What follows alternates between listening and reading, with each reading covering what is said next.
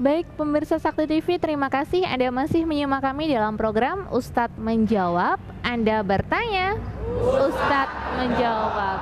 Kompak sekali adik dari SMK Muhammadiyah 3 Dolopo pemirsa. Tadi sempat di segmen sebelumnya ya Ustadz, kita sempat berbicara mengenai dorongan dari keburukan yang ada dalam diri kita maupun yang ada di luar kita. Betul. Kalau dalam diri yaitu nafsu tadi, kalau di luar yaitu syaitan. Nah, mungkin bisa dijelaskan untuk yang keduanya Ustadz, silakan. Baik, terima kasih Mbak Angel. Dan para siswa sekalian, para siswa putra yang saya cintai dan siswa putri yang mencintai Ustadz. Kalau tadi ada godaan, desahan nafsu, ya, yang dia selalu menuntut untuk bisa tercapai, dan dia merupakan godaan dari dalam. Sekarang yang kedua ada godaan dari luar, namanya syaitan. Kita kenal dengan setan. Iya. Setan hadap ke kanan atau kiri nih? Depan. Setan itu menggoda orang minimal kalau orang itu tidak celaka, minimal orang itu tidak beruntung. Itu setan, ya. Berbeda dengan nafsu. Kalau nafsu kan pokoknya harus tercapai, kan gitu ya. Tapi kalau setan, walaupun orang itu mungkin digoda tidak kena, minimal dia tidak terjerumus, tapi minimal dia tidak beruntung. Karena ustadz juga kadang digoda oleh setan. Iya. Ya. Ada seorang ustadz digoda setan, misalnya, Ustadz, itu loh hostnya itu tolong dilirik sekali aja lah. Coba itu sudah masih muda, cantik lagi, kan gitu ya. Karena ustadz, itu apa toh? Saya kan sudah punya istri, ya. Istri saya lebih cantik lagi, gitu ya. Saya juga sudah punya anak, banyak lagi anak saya, kan gitu. Nggak perlu itu, misalnya begitu. Maka setan nanti akan bicara lagi, oke lah Ustadz, kalau begitu nggak usah yang itu. Ya cobalah, aja lah, apa namanya, dibayangkan aja lah, gitu. Dibayangkan aja lah. Membayangkan kan nggak susah Ustadz ya. Oke. Nah, maka nanti suatu saat, kalau Ustadz itu tergoda, pada saat dia sholat, dia akan membayangkan, oh iya, host itu ternyata cantik juga ya, gitu. Nah, dia memang tidak melakukan kemaksiatan, tapi minimal sholatnya rusak gara-gara tidak konsentrasi. Itu salah satu trik setan begitu. Jadi setan itu menjerumuskan orang, walaupun orang itu tidak terjerumus, tidak menjadi bermaksiat, minimal dia tidak beruntung, tidak mendapatkan kebaikan. Itu setan. Nah, karena itu yang penting bagi diri kita, ya, seperti pertanyaan para siswa-siswi tadi adalah bagaimana kita bisa membentengi diri kita untuk bisa memproteksi desahan nafsu. Ini tidak baik, ini tidak jelek, ini belum saatnya. Termasuk juga godaan setan dengan kita senantiasa berzikir, minimal mengucap a'udzubillahi minasyaitonirrajim. Iya. Gitu, insya Allah. Ya, baik, terima kasih. Masih ada waktu lagi, saya tawarkan. Ada yang mau bertanya lagi, silakan. Iya, dipakai mikrofonnya, digeser terlebih dahulu. Dengan Mas siapa? Jangan lupa diperkenalkan namanya. Assalamualaikum warahmatullahi wabarakatuh. Waalaikumsalam warahmatullahi wabarakatuh. Perkenalkan, nama saya Gunawan dari kelas Mas 12 Gunawan. TKRB. Iya. Dari tema yang disampaikan tadi, saya ingin bertanya kepada Ustadz. Iya.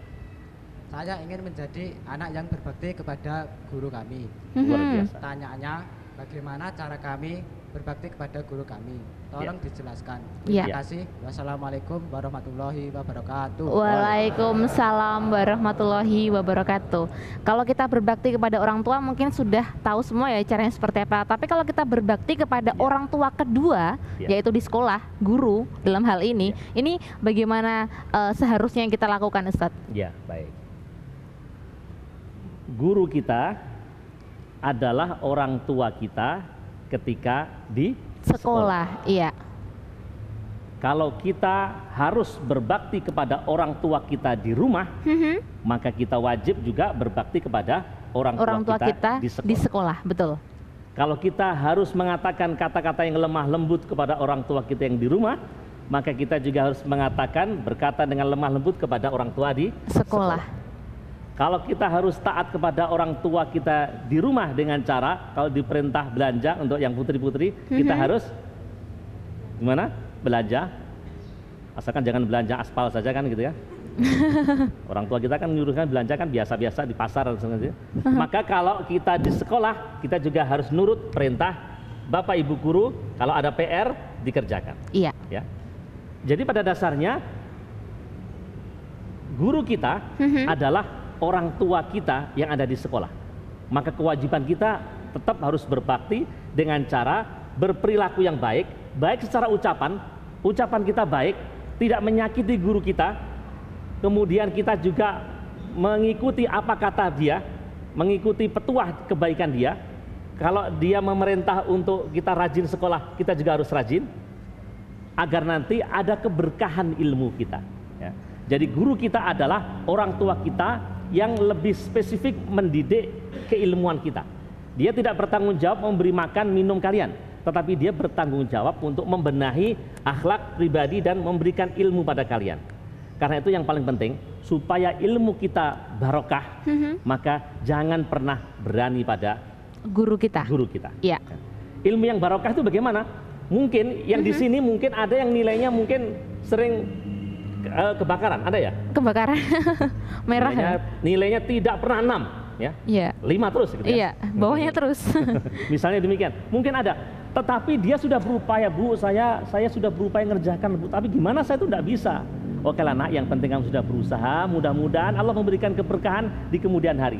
Iya. Nah, dia nilainya boleh kebakaran, tapi di kemudian hari lulus dari SMK Muhammadiyah, langsung ada perusahaan, Mas, kamu mau nggak kamu? Jadi sementara cleaning service dulu lah. Kalau cleaning service nanti sudah oke, 3 bulan kemudian naik jadi kepala bagian. Bagian apa? Bagian cleaning service juga. Kalau nanti sudah baik lagi, naik lagi jabatannya dan seterusnya. Itu tanda keberkahan. Ada kebaikan, walaupun dia dulu mungkin tidak begitu pandai, tapi dia karena taat kepada gurunya, dia begitu berbakti, maka Allah memberikan kebaikan di kemudian hari dengan cara ada kesuksesan di kemudian hari. Insya Allah. Ya, baik, terima kasih, Mas. Sudah jelas tadi yang tanya. Ya, baik. Untuk berikutnya mungkin masih ada waktu lagi ya, Ustadz ya, di segmen keempat sebelum kita masuk pada tausiah dan juga kesimpulan. Satu lagi yang mau tanya, ada lagi? Mungkin ada yang mau tanya lagi? Iya, dipakai mikrofonnya. Assalamualaikum warahmatullahi wabarakatuh. Waalaikumsalam warahmatullahi wabarakatuh. Nama saya Muhammad Iqbal, saya dari kelas 10 TSM. Ustadz, saya ingin bertanya. Kami sebagai anak muda tentu ingin menikmati masa muda kami dengan sepuas-puasnya. Pertanyaannya, bagaimanakah kami harus menghadapi situasi ini? Mohon penjelasan dari Pak Ustadz. Terima kasih. Wassalamualaikum warahmatullahi wabarakatuh. Waalaikumsalam warahmatullahi wabarakatuh ya. Kita masih muda, ingin berperilaku yang baik, tapi kan kita juga masih ada gejolak anak muda yang ingin merasakan dan juga menikmati masa muda kita ya Ustadz ya. Bagaimana cara menanggapi ini? Itu kayak puisi saya dulu ya. Kelapa muda kupas-kupasin, kelapa tua tinggal batoknya. Selagi muda puas-puasin, selagi tua nanti tinggal bongkoknya. Baik, tapi nanti dijawab di segmen berikutnya saja. Pemirsa di rumah jangan kemana-mana, masih ada satu segmen lagi. Kita masih banyak membahas mengenai meraih akhlak yang terpuji seperti apa. Tetaplah menyimak kami dalam program Ustadz Menjawab. Anda bertanya, Ustadz Menjawab.